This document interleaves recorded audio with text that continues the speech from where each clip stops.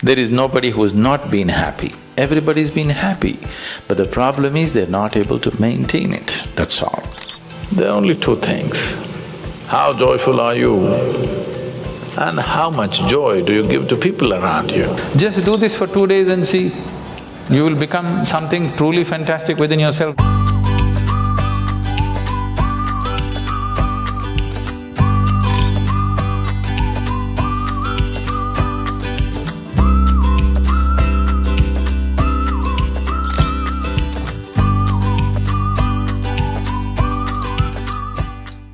What is well-being? When do you really feel well in your life? When do you truly feel well? When you're very happy, you're well. Even if you're physically ill, you're still well, isn't it? Even if you're medically diagnosed as ill, you're very happy right now, you're feeling well, isn't it? So fundamentally, well-being means a certain level of joyfulness, certain exuberance of life. What is happiness? We can say happiness is this, that, but in terms of life, your life energies are happening in a more exuberant way than it normally happens. Depression means your life energies have become very low and state. Happiness means your life energies are exuberant. There are many ways of describing happiness, but only those who are happy know what it means to be happy. There is nobody who's not been happy. Everybody's been happy, but the problem is they're not able to maintain it, that's all. So, you don't have to enforce any resolutions upon yourself, just little tools to make sure that you don't sink. See, a lot of people who are doing business, they think they're keeping accounts only for the sake of IRS. No. You keep accounts not for the sake of IRS, because if you do not keep accounts, you do not know whether you're making profit or loss. That's the idea of accounts, isn't it? Whether you're moving forward or backward, to know this, you need an account book. Why don't you keep an account book? At the end of the day, just check, am I a little more joyful today than yesterday? If you had done this since you were 5 years of age, you would have been ecstatic by now. Profit side became like this because you never kept accounts. One day you checked, when it became very acute, then you see you're in a big loss. Every day, every month, just keep accounts. Am I becoming more joyful or less joyful? There are only two things. How joyful are you? And how much joy do you give to people around you? This you can keep accounts. If you keep accounts of this, people are keeping accounts of their money as if they're going to carry it with them.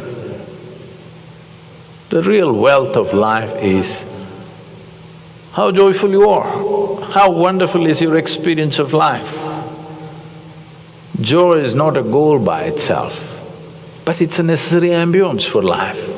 If you don't set this one ambience, then whatever you have is just going waste. Tomorrow, if you wake up in the morning…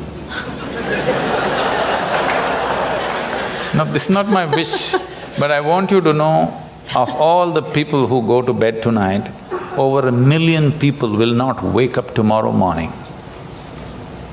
And tomorrow, if you and me wake up tomorrow morning, is it not a fantastic thing? 1 million people did not wake up, you woke up. Is it not a great thing? Yes. You don't seem to think so. Yes. Because the problem is just this, you are living with an idea that you're immortal. When I say you're immortal, you're not actually thinking you're immortal, but you're not conscious of your mortality. If you're not conscious of your mortality, somewhere you think you're immortal, isn't it? How many moments in a day are you conscious that you're mortal? If you were conscious, would you have time to crib?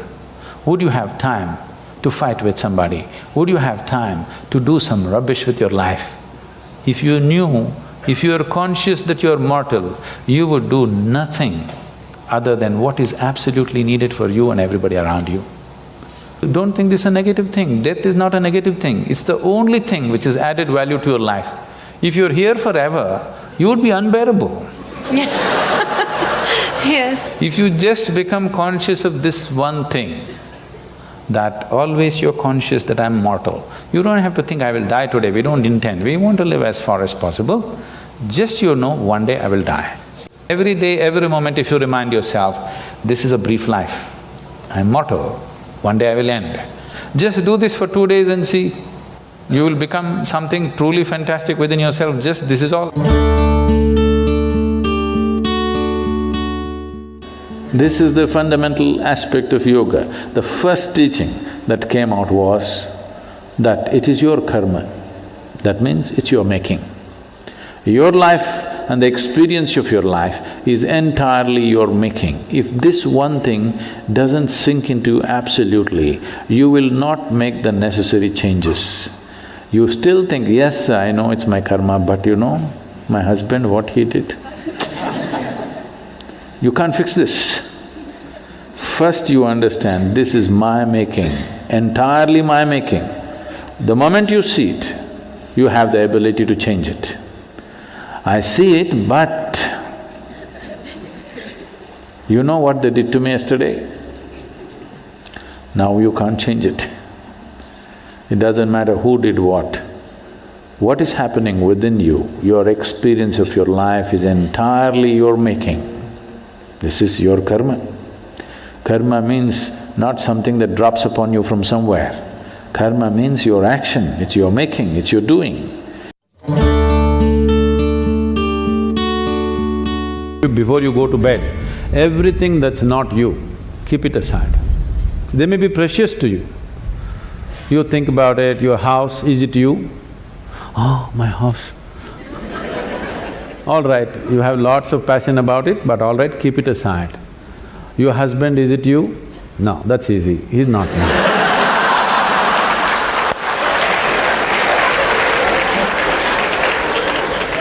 My children, are they me? Oh, little difficulty, but no, they're not me.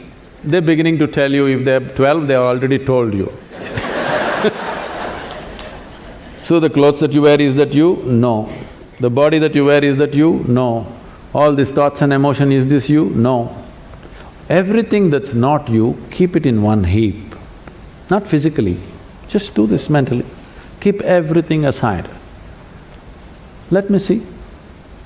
Every day you practice this, one day when you successfully keep everything aside that you are not, what you are will be there.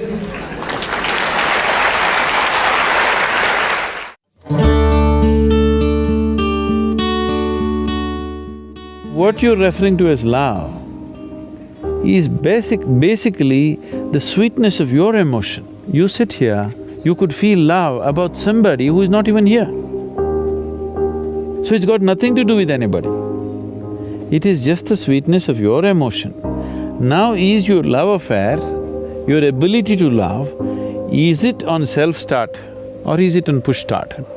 You can use another person to stimulate that within you, or you can be on self-start mechanism.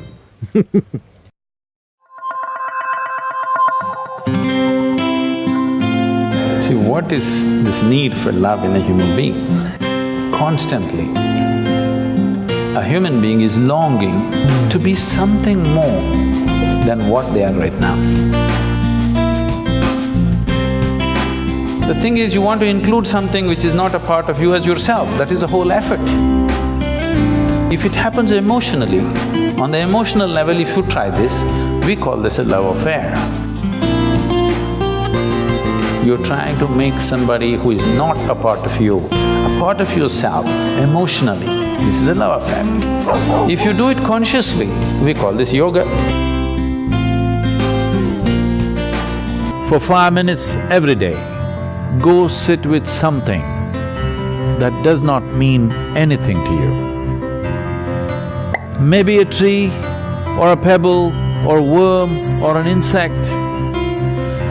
After some time, you will find you can look upon it with as much love as you hold for your wife, husband, mother, child or dog. Maybe the worm does not know this, the insect does not know this. That does not matter. If you can look at everything lovingly, the whole world explodes into a beautiful phenomena for you.